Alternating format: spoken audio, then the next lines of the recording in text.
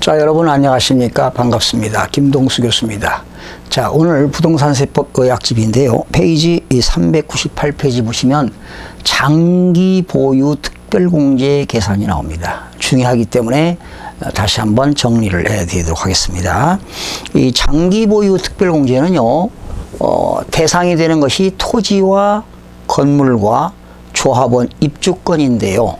3년 이상 보유해야 됩니다. 여러분 박스 보실까요? 책에 적용 대상 나오지요. 3년 이상 보유한 토지와 건물. 두 번째는 조합원 입주권인데요. 그 조합원 입주권을 제3자한테 취득한 건 해당이 안 됩니다. 오리지널 조합원 입주권이어야 되는데, 이 조합원 입주권은 관리처분 계획 인가 전에 토지분 또는 건물분을 조합원 입주권을 양도했을 때 장기 보유가 적용됩니다. 그런데 장기 보유 특별공제가 적용이 안 되는 게 있죠. 적용하지 아니한다를 네 글자로 적용 폐지라고 하는데요. 미등기 양도자산은 적용하지 않습니다. 그리고 비거주자, 국내에 거주하지 아니하는 비거주자는 1세대 1주택을 보유하더라도 혜택이 없습니다. 그러나 1세대 2주택, 1세대 다주택자도 장기보유 특별공제가 적용이 되지요. 또 장기보유 특별공제는요, 여러 번에 걸쳐서 양도해도 적용이 됩니다. 예를 들어서 2017년도 1월 달에 토지를 팔았다. 근데 3년 이상 보유했다면 역시 혜택이 있고요. 또 2017년 6월에 또 토지를 팔았다면 역시 3년 이상 보유했다면 장기 보유 특별공제를 적용받을 수가 있습니다. 거기 두째 줄 보시면 장기 보유 특별공제의 대상이 되는 자산을 수해 여러 번에 걸쳐서 양도하는 경우에도 공제 요건에 해당하는 경우에는 자산별로 각각 공제가 가능합니다. 당연히 장기 보유 특별공제는 보유기간이 3년 이상이어야 되겠죠. 이때 보유기간은 등기부상에서 취득일로부터 양도일까지가 되겠습니다. 토지, 건물, 조합원 입주권은 1년에 3%씩이니까 3년 이상 보유하는 거죠. 3년에서 4년일 때는 기본 10%가 되겠고요. 4년에서 5년은 12%가 되겠고, 1세대 1주택은 3년에서 4년 이상 보유하게 되면 1년에 8%씩에서 24%부터 공제가 가능합니다. 최고 80%까지 공제가 가능하죠. 지난 시간에 설명드렸고요. 399쪽의 박스 지난 시간에 설명드렸고요. 보유기간 계산이 되겠습니다. 장기보유 특별공제의 보유기간은 일반적으로 취득일로부터 양도일까지가 되겠습니다. 그러나 배우자로부터 증여받은 재산은 어떻게 될까요? 남편이 부인에게 증여한 것을 부인이 양도하는 경우가 있죠. 이때 배우자로부터 증여받은 재산을 양도했을 때는 어떻게 될까요? 그 증여한 배우자가 당해 자산을 취득한 날로부터 기산합니다. 그러니까 남편이 부인에게 증여한 것을 부인이 5년 이내에 양도하는 경우가 있잖아요. 이때 장기보유 특별공제는 남편이 취득한 날로부터 기산하니까 남편이 취득한 날로부터 해서 부인이 양도하는 날까지를 장기보유 특별공제를 적용합니다. 상속받은 재산은 어떻게 될까요? 상속받은 재산은 피상속인이 사망한 날로부터 그리고 상속인이 양도하는 날까지만 장기보유가 적용됩니다. 피상속인의 사망일로부터 상속인이 양도하는 날까지만 장기보유 특별공제가 적용이 됩니다. 넘기시면 양도소득 기본공제 계산이 나왔죠. 적용 대상은요, 거주자입니다. 국내 주소를 둔 거주자가 양도한 모든 자산에 대해서 공제가 가능하고요. 그러나 미등기 자산은 양도소득 기본공제를 적용하지 않습니다. 보유기간은 관계없죠. 장기 보유는 3년 이상 보유해야 되겠지만 양도소득 기본공제는 보유기간에 전혀 관계가 없습니다. 그리고 공제금액은 1년에 250만 원인데요. 거기 박스 보니까 그룹별로 공제하는데 1그룹은 토지와 건물과 부동산에 관한 권리와 기타 자산에 대해서 연 250만 원, 주식 및 출자 지분에 대해서 연 250만 원. 그러면 오늘 제가 2017년 6월에 오늘 토지도 팔고 주식도 팔았다면 부동산에 대해서 250, 주식에 대해서 250이니까 500만 원까지 공제가 가능하겠습니다. 여러분 젤로 밑에 400종 보니까 장기보유 특별공제와 양도소득 기본공제의 비교가 나와 있죠. 장기보유 특별공제는 보유기간이 3년 이상이고요. 양도소득 기본공제는 보유기간하고 무관입니다. 공제 대상은요. 장기보유 특별공제는 토지와 건물과 조합원 입주권이죠. 미등기는 제외됩니다. 그러나 양도소득 기본공제는 모든 자산에 대해서 공제가 가능합니다. 공제 적용은 장기보유 특별공제는 보유기간에 따라서 차등 적용되지만 양도소득 기본공제는 동일하게 250만 원을 공제하게 됩니다. 동일 연도에 여러 번에 걸쳐서 양도하는 경우에도 장기보유 특별공제는 자산별로 각각 공제하지만 양도소득 기본공제는 소득별로 그룹별로 1년에 250만 원만 공제가 가능합니다. 장기보유 특별공제는 미등기 양도자산은 적용하지 않습니다. 비거주자 1세대 1주택도 적용하지 않습니다.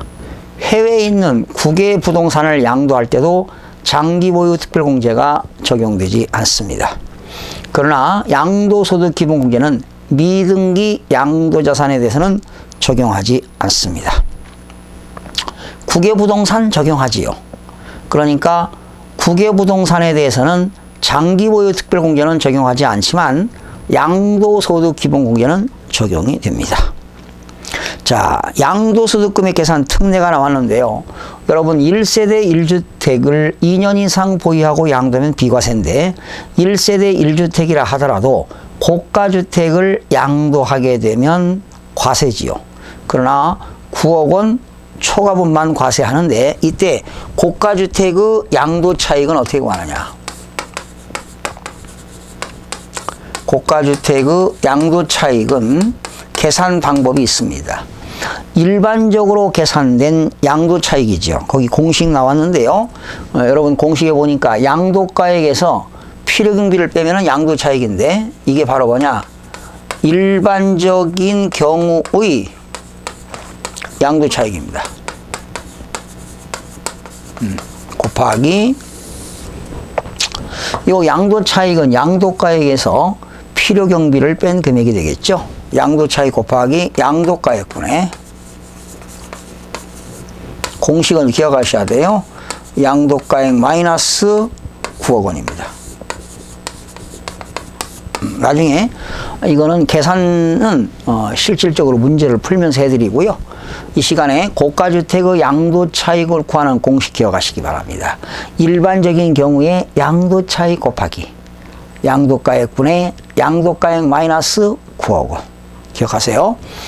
고가주택의 양도 차익은 일반적인 경우에 양도 차익 곱하기 양도가액분의 양도가액 마이너스 9억 원 하면은 고가주택의 양도 차익이 계산이 됩니다.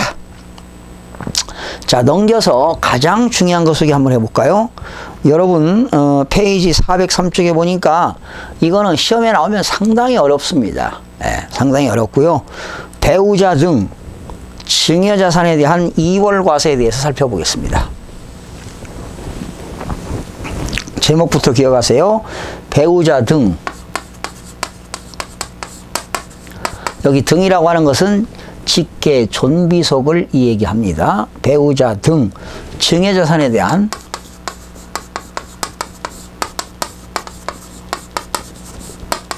2월 과세. 자, 제목이 좀 어렵죠. 배우자 등 증여자산에 대한 2월 과세인데요. 여기 등이라고 하는 건 직계 존비속이고요. 예를 들어서 말이죠. 남편이 부인에게 증여했습니다. 또는 부가 자녀에게 증여했습니다. 그러니까 남편 입장에서 볼 때는 배우자와 등이니까 직계 존비속이 되겠죠. 그러면 남편은 2010년도에 부동산을 취득한 거죠. 그것을 부인에게 2015년 3월에 증여했습니다. 이렇게 남편이 부인한테 증여한 재산은 6억 원까지는 증여세가 없습니다. 그리고 부모가 자녀의 성년인 자녀에게 주는 것은 5천만 원까지는 증여세가 없습니다. 네. 그러니까 남편이 부인에게 주는 것은 6억 원까지는 증여세가 없다. 그러면 만약에 남편이 부인에게 증여를 했는데요. 증여세는 만약에 5억짜리 줬다면 증여세가 없겠죠. 증여했는데 이때 부인은 2015년 3월에 증여받았는데 이 부인이 증여받은 재산을 제3자에게 양도하려면 5년이 경과된 후에 양도하는 것이 바람직합니다. 그런데 이때 부인이 남편으로부터 증여받은 재산을 5년 이내에 양도했습니다. 5년 이내에 양도하게 되면 양도소득세를 어떻게 계산하느냐. 부인이 양도했으니까 부인이 양도소득세 납세무자가 되잖아요. 그런데 이때 양도가액은 당연히 부인의 양도가액이 되겠고요. 취득가액은 부인이 증여받은 재산에 대한 금액이 취득가액이 아니에요. 옛날에 남편이 샀던 금액이죠. 그러니까 예를 들어서 남편이 2010년도에 3억에 샀어요. 근데 증여 당시는 5억에 증여를 했죠. 5억짜리를. 그런데 이 부인이 7억에 팔았습니다. 그러면 양도가액은 7억이고 취득가액은 5억이 아니라 남편이 샀던 금액이 3억이 취득가액입니다. 그러니까 부인한테는 상당한 세금이 많이 나오겠죠. 그런데 이때 남편과 부인 간에 증여한 것은 적용 대상은 토지와 건물과 특정 시설물 이용권입니다. 특정 시설물 이용권은 골프 회원권이라든가 콘도미니엄 회원권이라든가 종합체육 시설 이용권 등을 말합니다. 이때 남편이 증여했으니까 증여자가 되겠고 부인은 수중자가 되겠는데 이때 증여자와 수중자의 관계는 반드시 배우자와 직계 존비속이어야 합니다. 그리고 수중자가 증여받은 재산을 몇 년 이내에 양도했다고요? 5년 이내에 양도했다는 경우입니다. 이때 양도소득세 납세무자는 누굽니까? 당연히 부인이 팔았으니까 수중자가 되겠죠. 수중자. 그리고 취득가액은 부인이 증여받은 5억이 아니라 남편이 샀던 금액이 취득가액이니까 양도 차익이 생기는 금액이 얼마입니까? 4억이죠. 그러니까 양도 차익이 많이 생기니까 결과적으로 부인이 세금 부담이 커진다는 것이 되겠습니다. 이때 장기 보유 특별공제는 어떻게 되느냐? 남편이 취득한 날로부터 계산합니다. 그러니까 2010년부터 2017년 지금 5월에 팔았다면 장기 보유 특별공제는 7년이기 때문에 장기 보유 특별공제 혜택이 주어집니다. 그러면 만약에 부인이 증여받고 증여세를 납부했다면 이 증여세는 어떻게 될까요? 증여세 납부한 것은 필요경비로 공제해 줍니다. 부인이 납부했던 증여세는 필요경비로 공제를 해준다는 것입니다. 예. 그 다음에 8번째 보니까 조세부담의 부당한 감소 여부, 이런 거는 감소가 없어도 적용됩니다. 그냥 관계없어요. 무조건 남편이 부인에게 증여한 것을 부인이 5년 이내에 양도하게 되면은 취득가액은 남편이 취득한 금액으로 취득가액을 계산합니다. 그리고 부인했던 증여세는 필요경비로 인정을 해준다는 사실입니다. 수중자, 배우자라든가 직계 존비속이 납부한 증여세는 필요경비로 공제를 해준다. 이런 것들이 배우자 등 증여재산에 대한 이월과세가 되겠습니다. 네. 여러분 상당히 까다롭습니다. 다시요. 배우자 등 증여재산에 대한 이월과세인데요. 남편이 부인에게 증여했습니다. 6억 원까지는 증여세가 없는데요. 만약에 남편이 부인에게 7억 8억짜리 증여했다면 당연히 부인은 증여세 내겠죠. 근데 이때 부인은 남편으로부터 증여받은 재산을 5년이 지나고서 양도해야 되는 게 원칙인데 5년 이내에 양도했다면 이때 취득가액, 양도한 금액은 당연히 양도가액이고 취득가액은 남편이 취득했을 당시의 가액으로 세금 계산한다는 겁니다. 그러니까 양도 차익이 많이 발생한다는 것이죠. 그러면 부인은 남편으로부터 증여받은 재산을 양도할 때는 증여받은 날로부터 5년이 경과된 이후에 양도하는 것이 바람직하게 됐습니다. 그리고 이때 부인했던 증여세는 필요경비로 공제를 해준다. 장기보유 특별공제는 남편이 취득한 날로부터 부인이 양도하는 날까지 장기보유 특별공제 혜택이 주어진다는 사실입니다. 이때 양도소득세 납세무자는 누구다? 연대납세무가 없습니다. 부인, 증여세를 납부한 양도소득세 납세무자는 배우자 또는 직계존비속이 납세 의무자가 된다. 이렇게 하시면 되겠습니다. 자, 그 다음에 그 밑에 보니까 부당행위 계산 부인이 나오는데요. 자, 어떤 차이가 있는가 한번 살펴보겠습니다.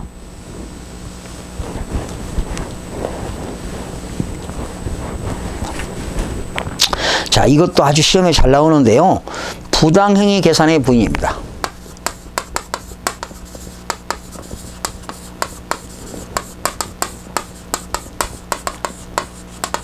부당한 행위로 계산하는 것을 부인 인정하지 않겠다 이런 건데요. 넘겨보시면 부당행위 계산 부인의 규정인데요. 자, 이런 경우입니다. 갑이라는 사람과 을이라는 사람이 있는데 이때 갑과 을은 배우자와 직계존비속 이외의 특수관계입니다. 친족이라는 것이죠. 친족. 그래서 이때 갑이 을에게 증여했어요. 그러면 갑은 증여자가 되겠고 을은 수중자가 되겠죠. 그런데 이때 을은 증여받고 만약에 증여세를 냈다면 증여세를 납부했겠죠. 그런데 을은 증여받은 재산을 제3자인 병에게 5년 이내에 양도했습니다. 이때 5년 이내에 양도하게 되면 양도로 보지 않고 증여자가 양도하는 것으로 봅니다. 여러분 이때 을이 증여세를 만약에 1억을 내고요. 5년 이내에 팔고 양도소득세를 2억을 냈습니다. 그럼 합쳐서 얼마 냈어요? 3억을 냈는데 이때 증여자가 양도하는 것으로 봤더니 양도소득세가 2억 5천이더라. 그러면 과세관청은 아무 소리 안 씁니다. 얘가 낸 세금이 3억이니까요. 그런데 이때 증여자가 양도하는 것으로 보니까 양도소득세가 4억이더라. 그러면 과세관청은 이 행위를 부당한 행위로 본다는 겁니다. 그래서 증여자가 양도하는 것으로 보아서 세금을 계산하겠다는 것입니다. 이때 여러분 박스 보니까 이때 특수관계인하고의 적용 대상은 양도소득세 과세 대상 모든 자산이 되겠고요.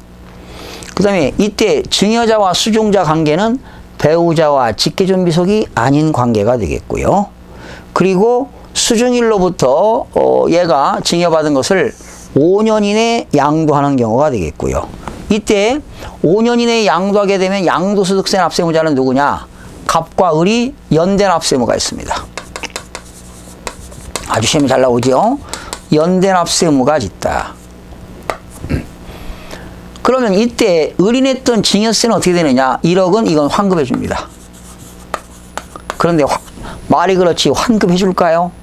얘가 낸 세금이 2억이 합치니까 3억인데 얘가 양도한 걸로 보니까 양도소득세가 4억이니까 결과적으로 연대납세에 묻히니까 결과적으로 1억만 더 내면 되겠죠. 그러면 얘가 낸 세금 양도소득세 1억은 환급해주고 결과적으로 갑과 을이 얼마 내라? 양도소득세 4억을 내라 이런 얘기입니다. 그래서 거기 4번 양도소득세 납세 의무자는 갑과 을, 증여자와 수증자가 연대납세 의무를 진다. 취득가액은 뭐냐? 양도가액은 을이 양도한 금액이고 취득가액은 갑이 최초로 취득했을 때 당시에 증여자의 취득 당시를 기준으로 계산한다. 장기보유 특별공제는 역시 증여자가 취득해서 수증자가 양도하는 날까지를 장기보유 특별공제 혜택이 주어집니다. 기납부한 증여세는 어떻게 되느냐? 이거는 환급해 줍니다. 환급. 을이 납부했던 세금은 환급을 해준다. 그리고 조세부담의 부당한 감소 여부는 조세부담이 부당히 감소된 경우에만 적용한다. 그러니까 을이 증여세를 1억 내고 5년 이내 양도하고 양도소득세를 2억을 냈는데 합쳐서 3억인데요. 이때 5년 이내 양도하면 을이 양도하는 것으로 보지 아니하고 갑이 양도하는 것으로 본다라는 것이죠. 이때 세금이 4억이 나왔다면 이것을 인정하지 않겠다는 것입니다. 조세 부담이 부당히 감소된 경우에만 적용한다. 그러니까 결과적으로 과세관청은 세금을 많이 받겠다는 내용이 되겠습니다. 그래서 거기 4번 보니까 당초 증여자가 직접 양도하는 것으로 간주하여 당초 증여자와 수증자가 연대납세 의무 진다. 그러니까 5년 이내 수증자가 양도했지만 양도한 것으로 보지 않고 증여자가 양도하는 것으로 보아서 양도소득세를 계산하겠다는 것이 되겠습니다. 이런 것들이 부당행위 계산 부인 규정이 되겠습니다.